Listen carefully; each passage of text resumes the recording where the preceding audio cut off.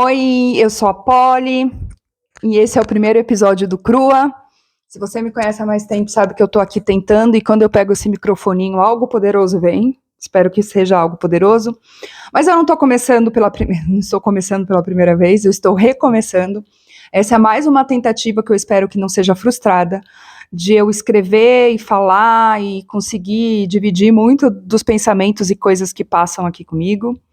O nome Crua não é um nome por acaso, foi um nome que surgiu na minha mente antes.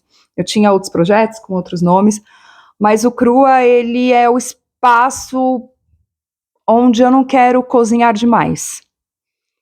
Eu estava cansada, acho que de tentar ser palatável demais para falar o que eu estava sentindo ou trazer as reflexões e pensamentos que eu queria. Eu estava tentando deixar tudo bonito demais, quando na verdade era tudo feio, sabe? Aquela coisa que precisa ser feio primeiro para depois ser bonito. E vem de um lugar que ninguém vê, cru, completamente visceral, completamente sem filtro, enfim. E esse é o primeiro episódio. E eu tô aqui depois de ter publicado um texto lá na newsletter, porque o Crua tem esses dois, vai funcionar dessas duas formas. Eu vou sempre soltar um textão, e se você não lê textão, você vai aprender a ler textão agora, vamos voltar a ler, chega de texto curto e de rios de 30 segundos. Mas eu publiquei um texto que eu nunca achei que eu ia conseguir escrever e publicar. E eu escrevi e publiquei. E se você não assina a news ainda, você vai no link que está aqui embaixo, você assina para você ler o texto. Então você pode parar aqui e ler lá o texto, ou então voltar aqui depois que você lê o texto, ou então ficar aqui e depois ir lá ler o texto. Mas eu quero começar por aqui. Então, bem-vindo ao Crua, fica aqui comigo, vem comigo que a gente tem muito para falar. Enfim, como eu disse, eu escrevi o texto, ele está lá na newsletter. E outra coisa, este podcast, esse videocast, seja lá o nome que você queira dar, o Crua é cru até na forma de edição. Então vocês não fiquem esperando que eu vou fazer uma mega produção. A ideia é eu abrir a câmera e falar o que eu tô passando do jeito que vocês me conhecem, crua, ok? Dito isso, eu escrevi um texto lá na newsletter, como eu falei, que eu nunca falei para ninguém, contei para ninguém sobre todo esse turbilhão que estava passando. Para ninguém. E eu autodominei ele, O Banheiro, não é exatamente o título que está lá na news, mas que eu penso nele como O Banheiro, porque fala de um período da minha vida muito complexo e muito silencioso, e vocês vão entender por quê. Eu não contei para ninguém, eu nunca falei para ninguém. Acho que se eu falei em algum lugar foi na terapia, porque eu achava que era o espaço mais seguro para eu tentar conseguir construir o que estava acontecendo na minha mente. E eu passei por tudo isso por muito tempo sozinha, em silêncio, como se eu colocasse para fora, se eu fosse nomear, eu tornasse aquilo tão real que eu acho que eu não estava pronta para sustentar. Então eu ignorei. Só que aí, minha gente, eu sentei, eu escrevi, eu publiquei e eu meio que saí correndo. E é engraçado porque o medo que eu senti antes de publicar, ele não era um medo de errar, de escrever mal, de fazer alguma citação. Eu fiz muitos estudos sobre tudo isso e venho estudando e lendo muito sobre isso. Não era medo dessas coisas, mas eu tinha medo de ser vista de forma crua, de forma visceral, no íntimo, que nem eu comigo mesmo conseguia lidar. E de falar sobre uma coisa que a gente não fala. Até a gente fala, mas eu acho que a gente não fala como a gente deveria falar, que é envelhecer. A gente fala sobre envelhecimento, a gente fala sobre longevidade, acho que são os assuntos que mais vão crescer, se a gente olha as tendências de comportamento, tudo é sobre envelhecer bem, o ritmo de vida, enfim, N coisas que a gente pode fazer um outro texto e um outro episódio só sobre isso, mas eu acho que ninguém te prepara para a N camadas que o envelhecer traz, principalmente o fato do seu corpo, sem controle algum da sua parte, mudar sem pedir licença. E aí, que é você, num banheiro escuro, 6 da manhã, fazendo um teste de gravidez sem ter qualquer chance de você estar grávida, pois solteira há muito tempo, pois continuo vivendo a vida, mas estava num período que tudo isso aconteceu, mais reclusa da forma como eu vivi a vida. E eu estava ali fazendo teste de gravidez porque eu sabia que ia dar negativo, mas eu estava fazendo mesmo assim porque das alternativas que eu tinha, essa era menos pior. E eu nunca tinha falado sobre isso pra ninguém, pra ninguém. Porque a gente aprende que esse assunto, ele não existe fora de um consultório médico. Ou quando ele existe, ele é muito superficial, ele é tratado no lado científico, no lado do sintoma, no lado do que você sente o calorão, deixa eu só fazer um parênteses, eu não estou na menopausa. Mas eu estou entrando, eu estou sentindo o meu corpo me avisando que algo está para acontecer e pode levar anos, mas eu estou neste momento agora. E eu vou falar mais sobre isso, peraí. Mas quando a gente fala, né, eu estava falando agora, menopausa, perimenopausa, o corpo feminino envelhecendo, muito dessas conversas ainda ficam muito neste lugar etéreo, científico, médico, diagnóstico. Mas ele é pouco, pelo menos no círculo, né, de amizades, a gente ainda conversa muito, mas quando a gente conversa, eu sinto isso, nossa, minha menstruação tá falhando, meu corpo mudou, meu metabolismo tá mais lento. Mas eu acho que a gente não traz isso pra conversa nas camadas mais profundas do quanto mexe com o nosso emocional, com a nossa forma de se enxergar e de se ver. A gente não fala dessas coisas na mesa do bar com os amigos. Muito menos em voz alta. E é aí que por isso que eu resolvi escrever e publicar esse texto, porque eu resolvi falar em voz alta. Eu queria trazer esse assunto em voz alta. Porque eu acho que tem muita gente, muitas mulheres, passando por isso sozinha, do mesmo jeito que eu passei. E que não está conseguindo assimilar e entender todas essas transformações que acontecem no nosso corpo. Porque um dia você é garota, outro dia você é mulher, outro dia você é o quê? Não sei, ainda não sei nomear. E essa solidão que a gente passa nesse processo, ela não é só ruim porque dói, eu acho que ela é ruim porque ela faz você achar que o que você está sentindo é exagerado, é errado, é coisa sua, quando na verdade é coisa de muita gente, de muita mulher que simplesmente não fala. E ser crua sobre esse assunto foi muito difícil de um jeito que eu literalmente não esperava. Porque não foi difícil lembrar enquanto eu escrevia e lembrar enquanto eu estou falando tudo isso aqui. Mas acho que foi difícil admitir. E eu acho que tem uma diferença gigante entre saber que uma coisa aconteceu e estar disposta a dizer isso em voz alta. Isso aconteceu comigo, isso eu senti, eu estava assim naquele momento. E eu acho que a vulnerabilidade aqui, a ponto de eu escrever e estar falando sobre isso, ela não é só emocional. Eu acho que ela é crua o suficiente para admitir que que falo, que escrevo, que processo as coisas de uma forma muito, não vou dizer corretas, mas tento pelo menos expressar e entender e me autoconhecer nesse sentido. Passei meses sem conseguir nomear o que estava acontecendo no meu próprio corpo. Eu fiz 5 testes de gravidez que eu sabia que ia dar negativo. Tudo isso porque eu tive uma pausa, eu fiquei 3 meses sem menstruar e eu conto mais sobre isso no texto. E eu não falei pra ninguém, o que era algo que eu poderia ter compartilhado, deveria talvez, mas eu não quis fazer. Eu continuei a vida fingindo que estava tudo bem, porque eu sabia o que aquilo representava. E sabe o que é mais estranho? Que no final do dia, quando eu... Nossa, vocês viram, né? Falei que aqui é tudo sem coisa. No final do dia, quando eu resolvi sentar e escrever, isso me ajudou muito a, de fato, organizar. Eu acho que eu consegui organizar, mas de longe eu não consegui responder.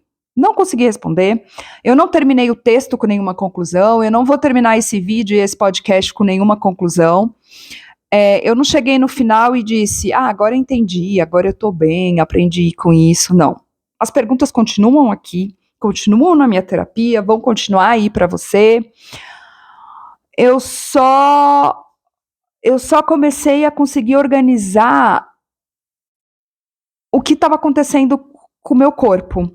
E o corpo, ele continua fazendo o que ele quer. O meu corpo continua aqui no tempo dele, respondendo no tempo dele. Escrever não vai resolver nem isso, mas vai me ajudar a nomear, que era algo que estava faltando muito para mim. Porque, sendo bem honesta, eu ainda não sei fazer com o que eu estou nomeando, com o que eu estou escrevendo, com o que eu estou falando agora. E eu acho que é importante dizer isso logo agora, no primeiro episódio, porque o Crua não é e nunca vai ser um lugar de respostas. É um lugar de processo. Por mais clichê que seja, é o processo do que está acontecendo enquanto está acontecendo, sem saber o final, sem chegar no final, e até mesmo se vai ter o final. E aí eu quero falar sobre o texto. Eu não vou repetir ele, eu quero muito que vocês leiam o texto, mas eu quero conversar sobre ele. Porque tem coisas que eu escrevi lá que ainda me pegam quando eu leio de novo, e eu acho que tem coisas que vocês lendo lá vão ter uma outra dimensão do que eu tô falando aqui. Tem uma frase lá que diz que a menstruação para mim sempre era a prova. Era para mim o corpo dizendo que, hello, eu ainda tô aqui, ainda não, calma, você ainda tá jovem, tá tudo bem, tá tudo acontecendo, vai curtir tua vida, tá tudo bem aqui. E aí quando ela começou a falhar, quando ela parou de aparecer, e ela começou, que era uma coisa que nunca aconteceu comigo, eu sempre fui uma pessoa muito regulada, e eu falo sobre isso no texto, mas quando isso começou a acontecer, o silêncio foi mais alto do que qualquer cólica jamais foi. Eu escrevi bem essa frase no texto. Eu sempre tive muita cólica e eu sempre reclamei muito. Eu sempre odiei minha menstruação. Eu sempre reclamei. Eu passei 30 anos da minha vida reclamando dos sintomas, da TPM, do inchaço. Eu chegava a engordar 3, 4 quilos. Eu tinha roupas especiais para esse período. Eu tinha cólicas horríveis. E quando ela começou a falhar e eu comecei a chegar perto do que eu muitas vezes desejei, que era não ter que menstruar, eu entrei em pânico, literalmente. Porque eu não estava preparada para sentir que talvez eu estava passando por uma outra fase do meu corpo, assim como eu passei, né, da transição de garota para mulher quando eu tive a menarca e tudo mais, que eu falo no texto muito sobre isso, eu trago estudos e tudo mais. E aí eu não estava, eu senti falta da menstruação de um jeito que eu não estava preparada para sentir. E não da dor, óbvio, porque eu sempre odiei a dor, mas da prova que eu ainda estava do lado certo de alguma coisa, que era que, teu corpo tá jovem, tá tudo bem, não tá acontecendo nada agora não. E eu acho que isso diz muito sobre o que eu aprendi sem querer e sem perceber sobre o que significa ser mulher, porque eu acho que a mulher tem um prazo, e aí, um parênteses muito grande para vocês não me entenderem errado aqui, eu não acho que ninguém, nenhum homem, mulher, qualquer corpo tenha prazo para viver coisas que ainda nunca viveu, para recomeçar, para fazer, ou sei lá, e viajar o mundo com 40 anos, e, sei lá, fazer uma faculdade aos 50, não é sobre este prazo, não acho que a gente tem prazo de vida. Mas o corpo da mulher, ele tem um prazo. Não adianta a gente negar isso, o nosso corpo trabalha dessa forma.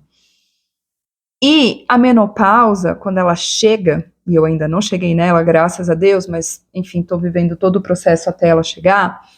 Quando ela chega, ela denuncia esse prazo. Porque, gente, tanta coisa acontece no corpo da mulher que vocês não têm ideia, e eu não sou médica, eu não vou entrar aqui nesse diagnóstico.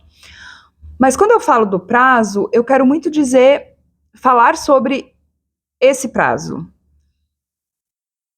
E quando esse corpo para de funcionar de um jeito específico, ele não para só fisiologicamente. Eu acho que algo sobre quem é você também para no tempo e no espaço.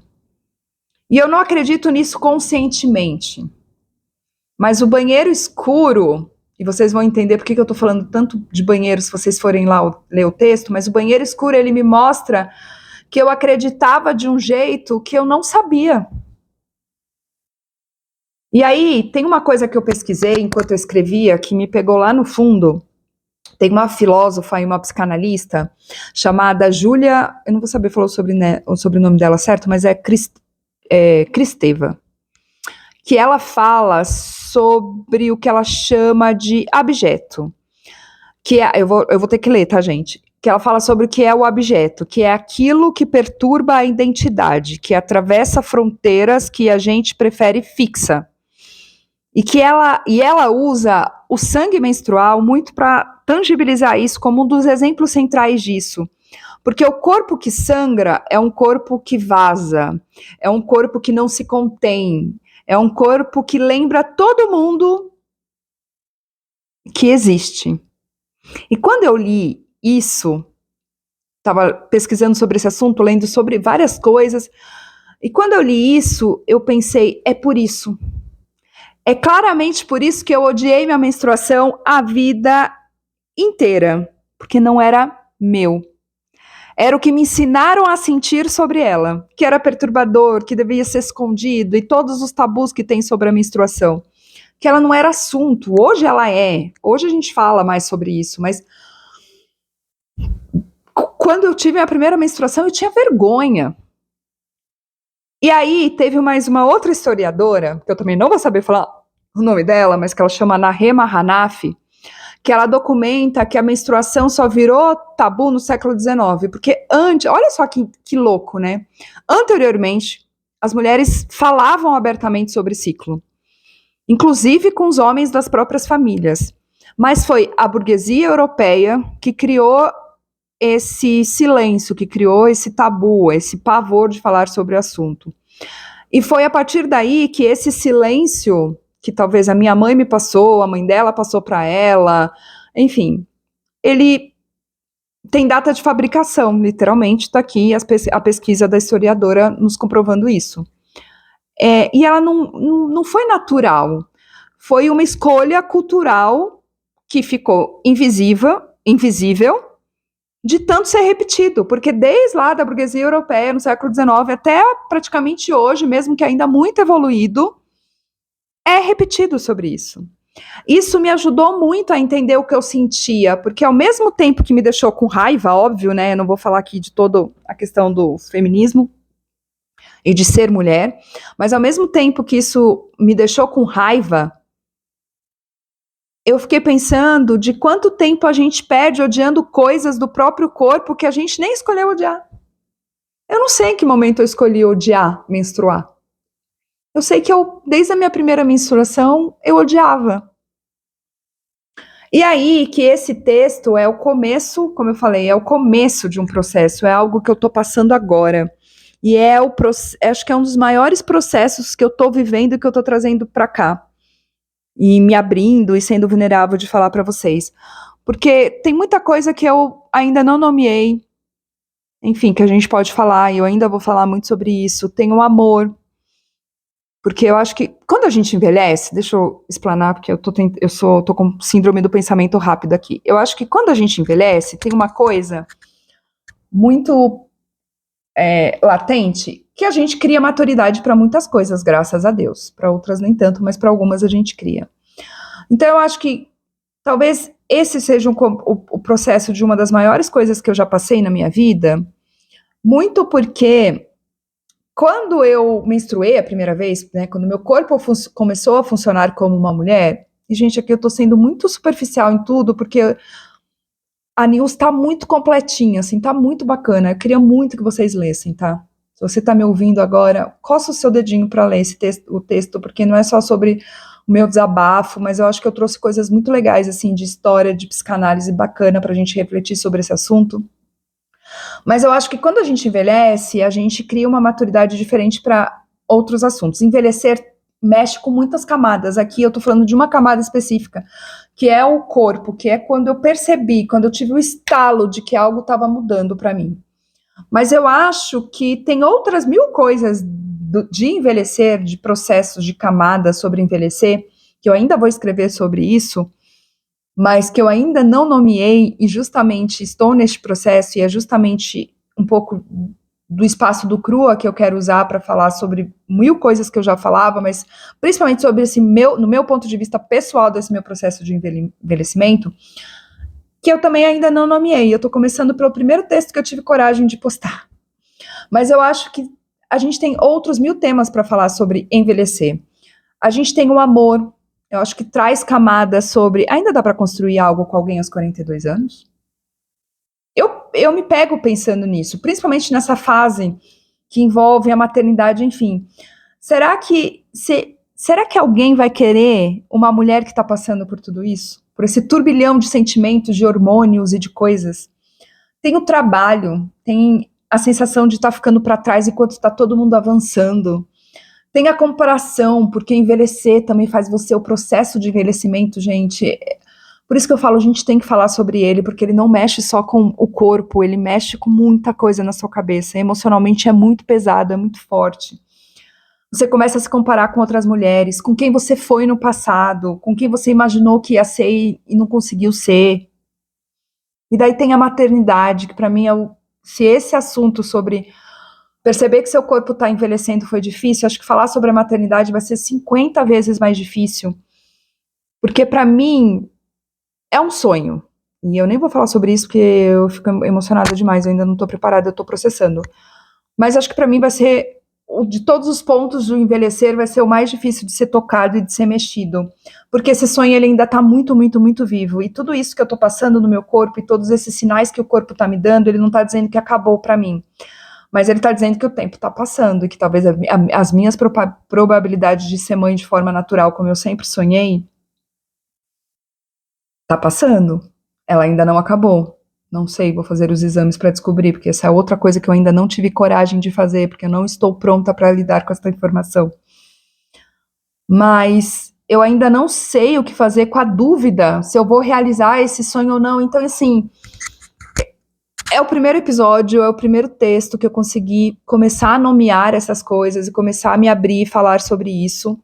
E como eu falei, eu não tenho resposta para isso e eu não vou fingir que eu tenho, e talvez eu termine esse podcast de uma forma muito, esse vídeo, ai, vocês entendem, de uma forma muito, sei lá, assistir tudo isso, ouvir tudo isso e não sei, não chego a nenhuma conclusão, porque eu não cheguei a nenhuma conclusão e eu não espero que você chegue a nenhuma conclusão, mas o que eu tenho na minha essência, na minha escrita, na minha fala e na minha vontade de me abrir dessa forma tão visceral e tão íntima, eu não quero mais passar por tudo isso sozinha. E eu quero fazer companhia para quem também está passando por alguma versão disso, ou preparar você que um dia vai passar por isso, para você não precisar, para que o que você sinta não precisa ser igual ao que eu estou sentindo. Isso no futuro, isso agora, não importa em que momento você está. Pode ser que qualquer transição que o corpo faz, sem pedir a nossa permissão, qualquer coisa que você está vivendo sem saber nomear, você não precisa passar sozinha. Eu quis passar sozinha, eu passei sozinha e eu resolvi me abrir e usar desse espaço para isso, para fazer companhia para você que está passando, para você que um dia vai passar e para eu poder também trocar e pôr isso para fora, porque me ajuda a organizar, me ajuda. É poderoso colocar para fora de uma forma que eu nunca acreditei. Minha terapeuta, olha, ela vai ficar orgulhosa de mim. E eu acho que é para isso que o CRU existe. Ele sempre existiu, mas agora ele existe com esse nome, com este lugar, com essa intenção e com esse propósito. E como eu falei, esse videocast, esse texto, esse vídeo, enfim, ele para sem uma resposta, é muito mais um desabafo e muito mais trazer o processo que eu tô e como eu tô me sentindo agora e como me abrir é tão importante, é tão poderoso.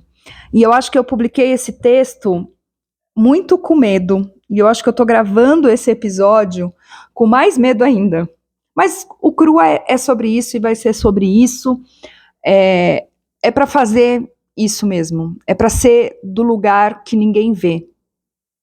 Mas que todo mundo tem. Todo mundo tem um lado seu que é cru.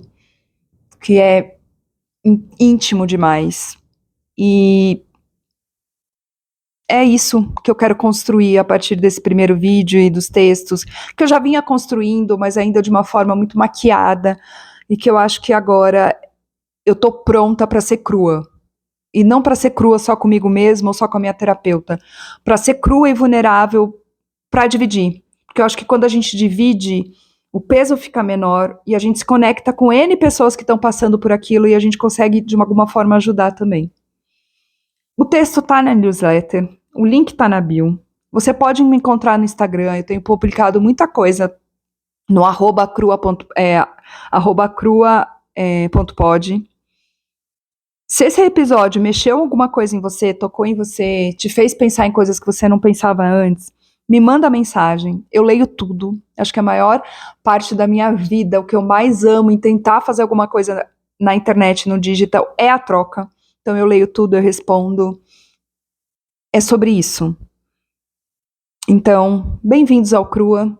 Foi meia hora falando, mas eu espero que você tenha ficado comigo até o final, que você tenha entendido tudo que está passando dentro dessa minha cabeça, que a gente que eu estou construindo e nomeando e aprendendo a entender. E até o próximo. Espero você. Assina a News se você não assina a News. Divide esse podcast com seus amigos. Eu pareço aquelas meninas do YouTube, mas eu acho que é importante esse apoio para mim também, porque eu não quero parar. Eu sei que eu sempre prometo para mim que eu vou parar, mas eu não quero parar. E daí é outro texto, gente. Por enquanto, você já tem informação demais sobre mim. Então, nos vemos no próximo.